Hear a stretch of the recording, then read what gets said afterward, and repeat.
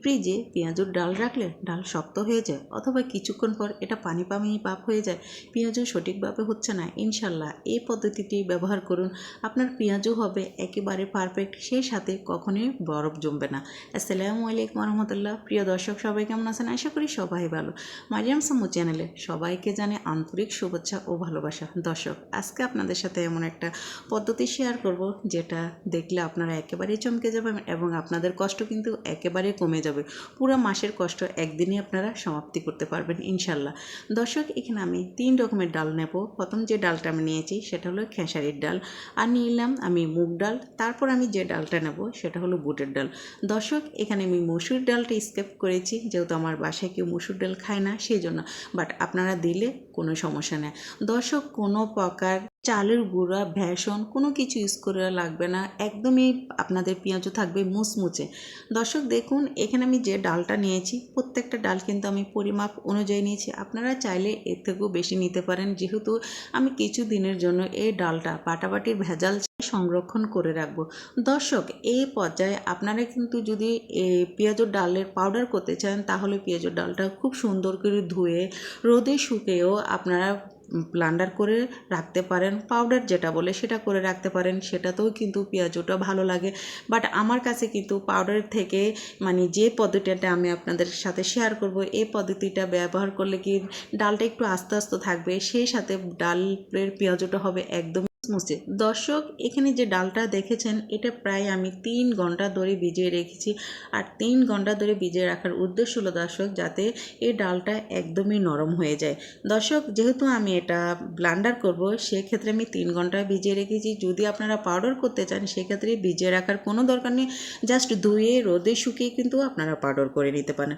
এখন আমি এটাকে খুব সুন্দর করে ক্লিন করে নিলাম। এখন আমি যে কাজটা করব দর্শক, পানি থেকে আমি ডালটাকে খুব সুন্দর করে নিয়ে নেব। আর একটা কথা বলি দর্শক, আপনারা যখন এই ডালটা ব্লান্ডার করবেন কোনো প্রকার পানি ব্যবহার করবেন না, পানি ব্যবহার করলে ডাল ভালো থাকে না। ডিপ ফ্রিজে যখন ডালটা রাখবেন তখন কিন্তু এটা পানি পানি ভাব হয়ে যাবে। তাই যেহেতু আমি এটা প্রায় 3 ঘন্টা ধরে ভিজিয়ে রাখার উদ্দেশ্য হলো আমি যখন এটা ব্লান্ডার করতে যাব আমার একটু পানি লাগবে না। দেখুন দর্শক, আমি কতটা ঝরঝরা করে নিয়েছি, আর এমন অবস্থায় আমি ব্লান্ডার করে নেব। আর ব্লান্ডার করার সময় একসাথে দিবেন না এবং বেশি দিতে যাবেন না, অল্প অল্প করে আপনারা এটা ব্যবহার করবেন। এখন এই পেঁয়াজুর ডালের সাথে আমি যে জিনিসটা ব্যবহার করবো সেটা হলো আমি 3 কোষ আমি এখানে রসুন ব্যবহার করেছি আর কাঁচামরিচ ব্যবহার করেছি। দর্শক, আপনারা এই জিনিসটা ব্যবহার করে দেখবেন, বিশ্বাস করুন মানে পেঁয়াজুর স্মাইলটা এত সুন্দর আসে, সেই সাথে মানে পেঁয়াজু খেতে যে কত ভালো লাগে। এই পদ্ধতিটা যদি আপনারা ব্যবহার না করেন তাহলে কিন্তু বুঝবেন না যে এটার মজাটাই কেমন, জাস্ট ওয়াও, অনেক মজার হয়। তাই চেষ্টা করবেন এখানে প্রায় 1 থেকে 2 রসুন ব্যবহার করতে। অফ ক্যামেরায় আমি আরও 2 রসুন এখানে অ্যাড করে দিব ইনশাল্লাহ। দর্শক, এখন আমি আপনাদের দেখাচ্ছি যে কতটুক ডাল আপনারা ব্লান্ডারে পানি লাগবে না, খুবই অল্প, প্রায় হাতের মুঠোর 3 মুঠ আপনারা এখানে ডাল নেবেন, এর থেকে বেশি নিতে যাবেন না। তাহলে কি হবে, আপনার ব্লান্ডারটা ভালোভাবে হবে না, আস্তটা বেশি থেকে যাবে। বাট যখন ব্লান্ডার করবেন আমি একটা কথা বলবো, বারবার একটু চামচ দিয়ে নেড়ে দিবেন, তাহলে কি এটা এদিক থেকে ওদিক খুব ভালোভাবে হয়ে যাবে ইনশাল্লাহ। দর্শক, ফাইনালি দেখুন কোনো প্রকার পানি ছাড়া একদমই কিন্তু টান টান আমি এটা ব্লান্ডার করে নিয়েছি। এক কথা, আমি যখন ব্লান্ডার করতে গেছিলাম তখন আমি যে কাজটা করেছি আমি বারবার চামচ দিয়ে একটু নাড়াচাড়া করেছি, তখন এটা কিন্তু আমার খুব সুন্দরভাবে কিন্তু ব্লান্ডার হয়েছে। এবং দেখুন দর্শক, মানে শিল পাটাকে হার মানাবে যদি এভাবে আপনারা ব্লান্ডার করে রাখেন, কোনো প্রকার পানি ব্যবহার করিনি। আর যখন আমি এখানে পানি ব্যবহার করব না তাহলে কিন্তু আমার পেঁয়াজুর ডালটা পারফেক্ট থাকবে। এখন এখানে এমন একটা উপকরণ আমি অ্যাড করব যেটা আমাদের ডিপ ফ্রিজে রাখলো কি কোনো প্রকার শক্ত হবে না, একদম স্বাভাবিক থাকবে। দর্শক দেখুন, মাশাল্লাহ আমি পুরো 1 প্লেট আমি এখানে পেঁয়াজুর ডাল ব্লান্ডার করে নিয়েছি। আর এটা কতটা চাকা চাকা আপনারা বুঝতেছেন যে মানে এখানে কোনো প্রকার পানি নেই, পানি থাকলে কিন্তু ডালটা সঠিক থাকবে না। যখন আপনার ডিপ ফ্রিজ থেকে ডালটা নামাবেন তখন কি হবে, এটা পানি পানি ভাব হয়ে যাবে, তখন খেতে একদমই ভালো লাগবে না। দর্শক দেখুন, আমি যে কাঁচামরিচটা দিয়েছি আর এটা দেওয়ার উদ্দেশ্য হলো সুন্দর একটা স্মাইল আসে এবং খেতে কিন্তু খুবই চমৎকার লাগে। আমি আরেকটা কথা বলি, কখনো পেঁয়াজুর ডাল বা কোনো কিছু প্লাস্টিকের বক্সে রাখবেন না, তাহলে কিন্তু সেটা আসলে ভালো থাকে না। মানে একটা সময় এটা পানি পানি ভাব হয়ে যায় এবং গন্ধ গন্ধ লাগে। তাই চেষ্টা করবেন কখনোই প্লাস্টিকের বয়মে না রেখে কাচের বয়ম অথবা কাচের বাটি, কাচের হটপট এইসব জিনিসে রাখতে, তাহলে কি জিনিসগুলো ভালো থাকে।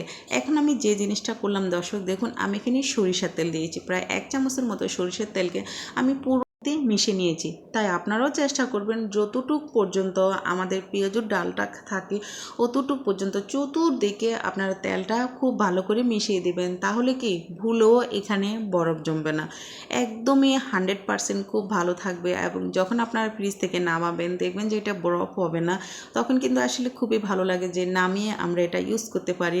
আমাদের যে কাজটা করতে হয় যে আগে থেকে আমাদের নামিয়ে তারপর আমরা সেটাকে নর্মাল করে তারপর আমাদের পেঁয়াজু বানাতে হয়। সো এই কাজটা একদমই করা লাগবে না। যদি আমার মতো এই বুদ্ধিটা আপনারা একটু খাটিয়ে করেন, তাহলে ইনশাল্লাহ পেঁয়াজুর ডাল থাকবে একদমই পারফেক্ট। দর্শক দেখুন, আমি বেশ কিছু পেঁয়াজুর ডাল দেওয়ার পর আবার আমি একটু একটু করে সরিষার তেল ব্যবহার করেছি।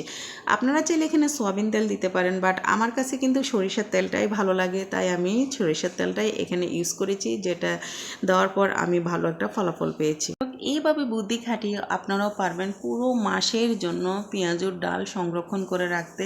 প্রতিদিন পেঁয়াজুর ডাল একদমই বাটা লাগবে না, সেই সাথে প্রতিদিন ব্লান্ডারও করা লাগবে না। এই বুদ্ধিতে, এই কৌশলে যদি আপনারা পেঁয়াজুর ডালটা সুন্দর করে ব্লান্ডার করে তারপর ডিপ ফ্রিজে অথবা নর্মাল তাহলে আপনাদের এই পেঁয়াজুর ডাল কখনোই নষ্ট হবে না। দর্শক ফাইনালি আপনারা লক্ষ্য করলে বুঝতে পারছেন যে আমি চতুর্দিকে কিন্তু খুব সুন্দর করে এটাকে ভালোভাবে মিশিয়ে নিয়েছি যাতে কোনো দিক দিয়ে ফাঁকা না থাকে। সো তারপর আমি যে কাজটা করেছি, উপরে আমি আরও একটু সরিষার তেল দিয়ে এখন আমি যে কাজটা করব, খুব সুন্দর করে ঢাকনা দিয়ে ঢেকে রাখবো। দর্শক এভাবে আপনারা রাখেন এবং আমার পদ্ধতিটা কেমন হয়েছে সেটা অবশ্যই আমাকে কমেন্টের মধ্যে জানাবেন।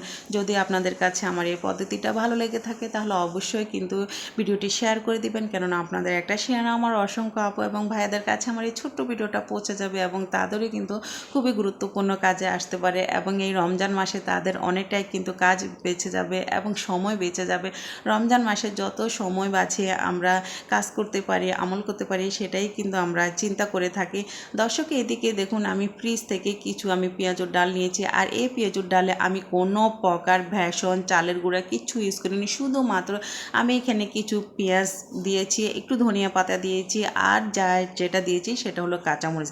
এছাড়া আদারওয়াইজ আমি কোনো কিছুই দিই না, কেননা আমার কাছে এভাবে যখন পেঁয়াজু বানাই সেই পেঁয়াজুটা আমার কাছে মুচমুচে মনে হয়, ভালো লাগে খেতে, আর অনেকটাই কিন্তু ক্রিস্পি হয়। আর এভাবে মেখে প্রায় 5 মিনিটের জন্য আপনারা রেখে দিবেন। দর্শক এখানে আমি স্বাদ মতো লবণ দিয়েছি, যেটা আমি বলতে একেবারে ভুলে গিয়েছি। যে কাজটা করলাম দর্শক, পরিমাণ মতো আমি এখানে তেল দিয়ে দিয়েছি, হাতের সাহায্যে একটা একটা করে আমি পেঁয়াজুর ডাল সেই তেলের মধ্যে দিয়ে দিলাম। দর্শক আমি আর একটা কথা বলি, কোনো প্রকার কুসুম গরম তেলে কখনোই পেঁয়াজুর ডাল দিবেন না, তাহলে কি পেঁয়াজুটা ভালো হবে না, নিচে লেগে যাবে। আরেকটা কথা বলি, আমরা অনেকে কি করি পেঁয়াজু দেওয়ার কিছুক্ষণ পরে কিন্তু আমরা নেড়ে চেড়ে দিই, এটা করবে না। যখন পেঁয়াজুটা একটা সাইড হয়ে যাবে তখন নিজে থেকে কিন্তু এটা ভেসে উঠবে। যখন পেঁয়াজুটা ভেসে উঠবে তখন কিন্তু আসলে আমাদের বারবার নাড়াচাড়া করা একদমই লাগবে না এবং নিচে দিয়েও কিন্তু লাগবে না। সো দর্শক আপনারাই দেখুন যে আমার পেঁয়াজুটা কতটাই সুন্দর হয়েছে। ফ্রিজে রাখা জিনিস দিয়েও কিন্তু সঠিক পদ্ধতিতে বানানো যায় যদি একটু বুদ্ধি খাটানো যায়। এখন আমি ফাইনালি কালারটা আপনাদের দেখাচ্ছি। দর্শক দেখুন কতটা মুসমুসে দেখাচ্ছে এবং কালারটা কতটাই লোভনীয় হয়েছে। এভাবে কিন্তু আপনারাও পারেন অল্প সময়ের মধ্যে বানিয়ে নিতে। দর্শক এই পেঁয়াজুটা মিনিমাম 2 ঘন্টা একেবারে মুচমুচে থাকবে, কোনো প্রকার এটা মতে যাবে না, কেননা নরম হয়ে গেলে পেঁয়াজু খেতে একদমই লাগে না। দর্শক আজকের মতো এখানেই বিদায় নিলাম। সবাই ভালো থাকবেন, সুস্থ থাকবেন। আল্লাহ হাফেজ।